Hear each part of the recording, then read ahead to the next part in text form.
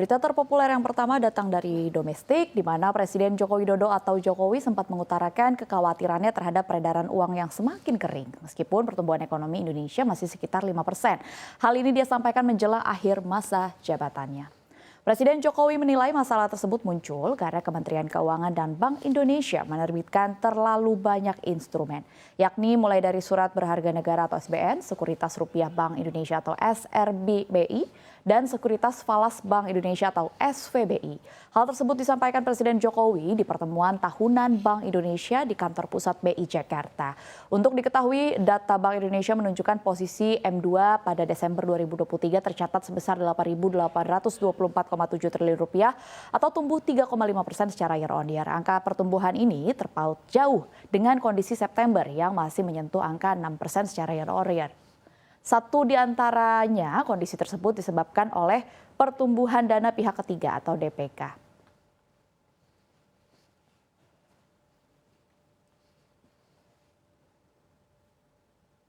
Kita ke informasi yang kedua, di mana Perdana Menteri Irlandia Leo Varadkar membuat heboh. Ini terjadi ketika ia menyampaikan permohonan yang berapi-api untuk gencatan senjata di Gaza saat berbicara pada resepsi Hari St. Patrick Days di Gedung Putih Amerika Serikat.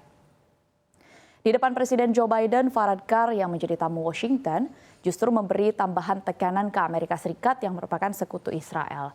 Varadkar menyebutkan bahwa warga Gaza membutuhkan bom untuk menghentikan serangan. Varadkar mengatakan aspirasi rakyat Palestina untuk memiliki tanah, air, dan juga negara yang utuh di tanah nenek moyang mereka setara dengan keinginan Israel. Karenanya Varadkar menegaskan rakyat Irlandia sangat prihatin dengan bencana yang terjadi di Gaza.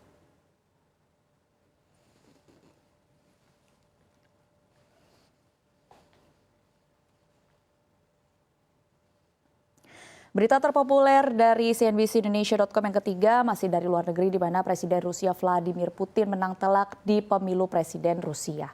Di mana hasil awal menunjukkan bahwa pria 71 tahun ini akan menjabat kembali sebagai presiden negara Rusia untuk masa jabatan 6 tahun ke depan.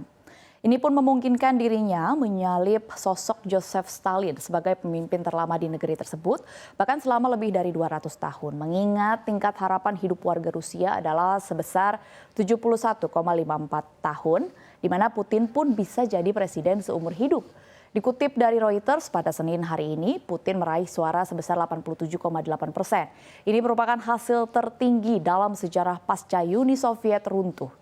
Hal ini didapatkan dari jejak pendapat yang dilakukan oleh lembaga jejak pendapat Public Opinion Foundation. Penelitian opini publik Rusia atau VCIOM juga menempatkan Putin mendapatkan 87% suara.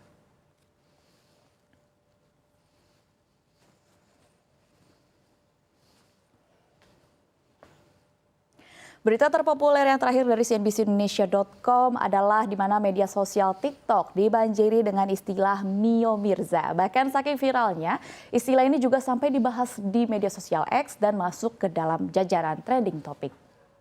Pantauan CNBC Indonesia pada Senin hari ini, istilah Mio Mirza yang viral juga masuk dalam jajaran trending di mesin pencarian Google.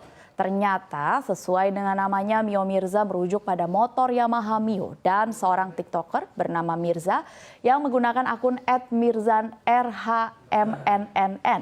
Mirza kerap membuat konten TikTok yang memperlihatkan motor-motor hasil modifikasi dan memiliki lebih dari 287.000 followers. Kontennya pun sudah mengumpulkan lebih dari 24,6 juta like. Di antara banyaknya motor yang dimodifikasi yang mendapat banyak sorotan adalah Yamaha Mio, di mana Mirza mengubah tampilan fisik hingga komponen lain pada motor Mio tersebut sampai performanya jadi moncer dan andal untuk dipakai perjalanan jauh atau touring.